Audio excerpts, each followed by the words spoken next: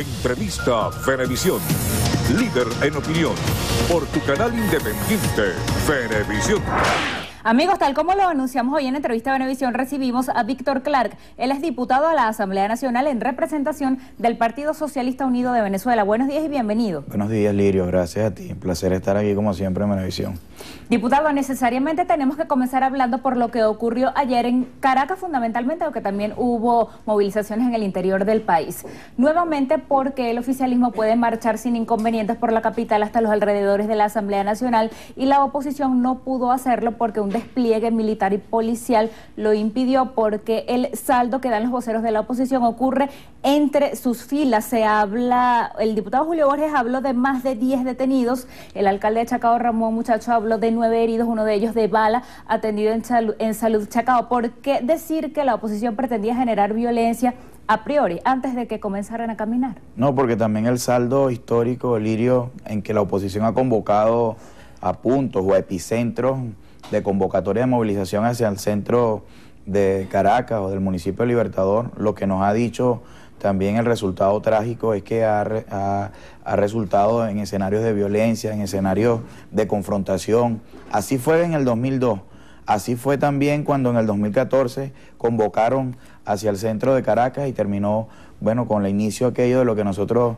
consideramos fue, bueno, un episodio trágico, violento, que resultó en la muerte de venezolanos y que hoy por hoy nos ratifica a nosotros que la oposición, más que exigir un derecho que está garantizado de manifestación, de libertad de expresión, de manifestación cívica, detrás de todo ello hay una agenda violenta durante estos días que la oposición tenía que llevar adelante para, en el marco de ese escenario internacional de asedio, de sanciones, de intervención sobre los asuntos internos que quieren desarrollar desde algunos escenarios internacionales, necesitaban también escenarios de calle y necesitaron escenarios también lamentables, que al final son venezolanos igual, más allá de la posición política que se tenga. Es también responsabilidad de esa dirigencia de la oposición no llevar como carne de cañón a muchachos, a escenarios otra vez de confrontación, de violencia, de también agredir en la forma que agreden y después decir que es los cordones de la Guardia o de la Policía Nacional que en defensa y en contención del orden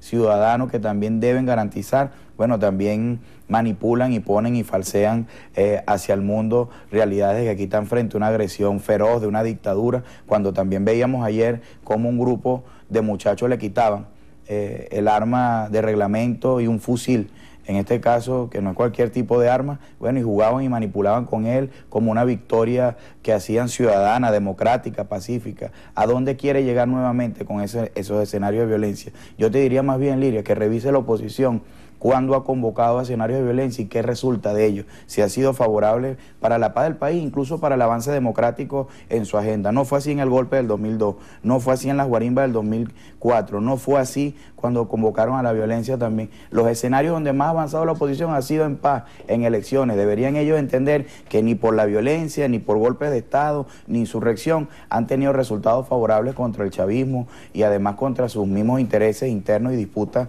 que son bien feroces. Diputado, el objetivo que se planteaban los integrantes de la bancada opositora al tratar de llegar ayer a la Asamblea Nacional era realizar una sesión en contra de las sentencias 155 y 156 y además iniciar el proceso de destitución de los magistrados de la Sala Constitucional del TSJ. El presidente de la máxima corte, Michael Moreno, ha dicho que la Asamblea Nacional carece de la legitimidad para hacerlo, pero los fallos del TSJ no fueron ya corregidos. ¿Cuál es la situación? Bueno, por eso te digo, el objeto sobre el cual se convoca no es eminentemente jurídico, es decir, una razón política, que más allá de que el Estado también en su conjunto y sus poderes, primero porque decían que aquí no hay separación de poderes y después cuando estuvimos en presencia de una posición que fijó controversia desde el punto de vista constitucional, desde el punto de vista de posición de los poderes, en este caso del TSJ, y un órgano integrante del poder moral, como en este caso es el Ministerio Público o la Fiscalía, bueno, entonces ahora la oposición, más allá de eso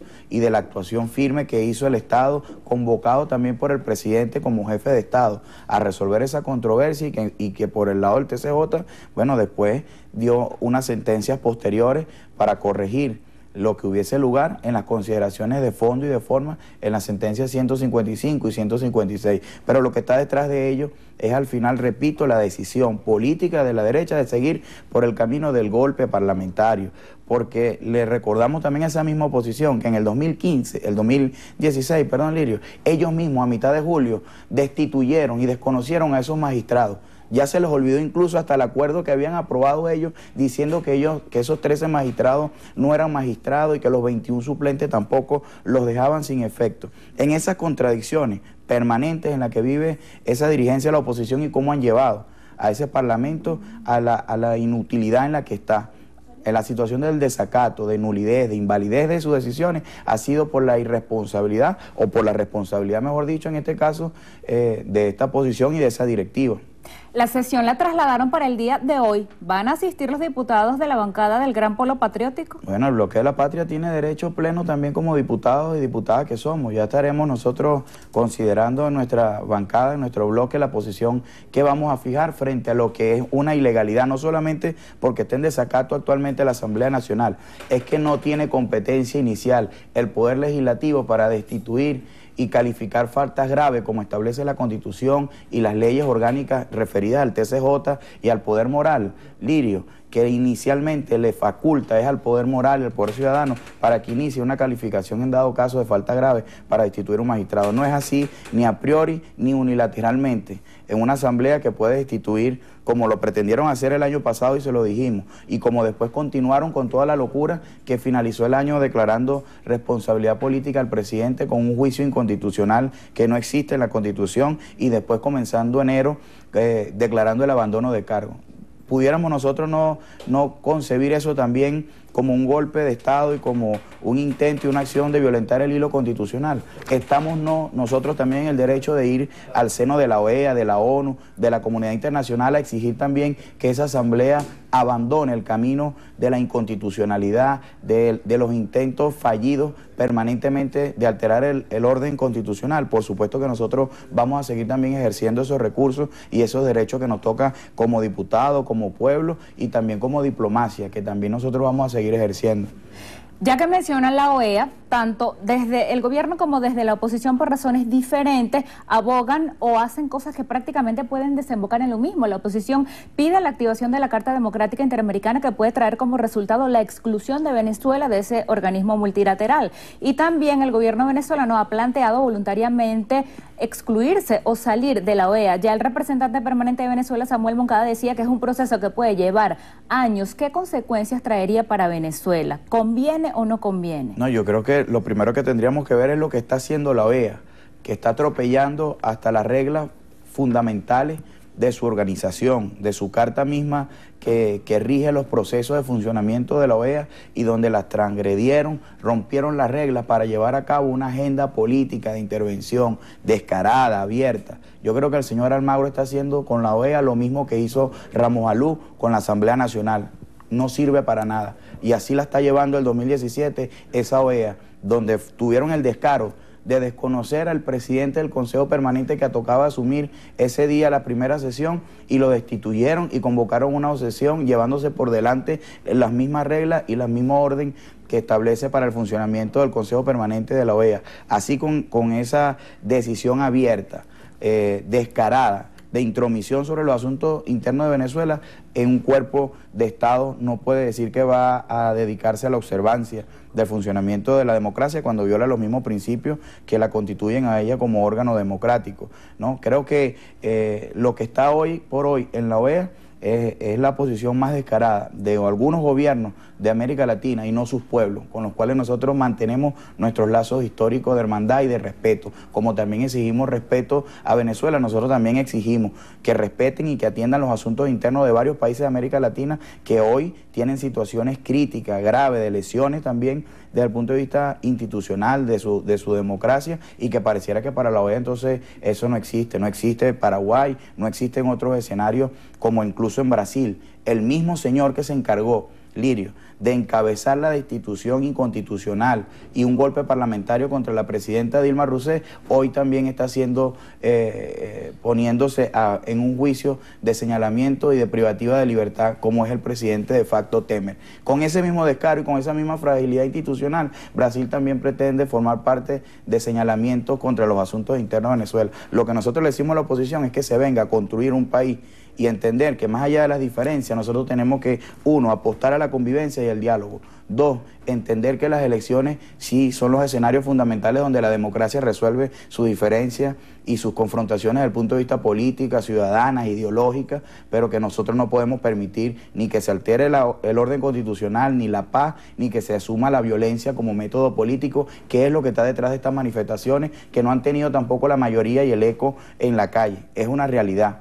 A propósito de las elecciones como mecanismo de solución, ¿qué piensa de ese llamado a la sensatez que textualmente hizo anoche a través de Twitter el rector principal del CNE, Luis Emilio Rondón, cuando pide convocar las elecciones de mandatarios cuyos periodos están vencidos y también las que están pendientes? No, el llamado a la sensatez lo hacemos todos, sobre todo también a la oposición que hoy pareciera con menos fuerza persistir a lo que fue estas horas pasadas donde quisieron aprovechar una situación, bueno, de controversia, de discusión desde el punto de vista de cómo sostener y garantizar la legalidad, el Estado de Derecho, el orden constitucional, y pretendieron con eso generar a nivel internacional, bueno, un falso positivo calificando que habíamos entrado a una situación de dictadura o de golpe de Estado. Que asuman ellos la responsabilidad también que tienen como parlamentarios, que nadie se los ha quitado, igual que la tenemos nosotros.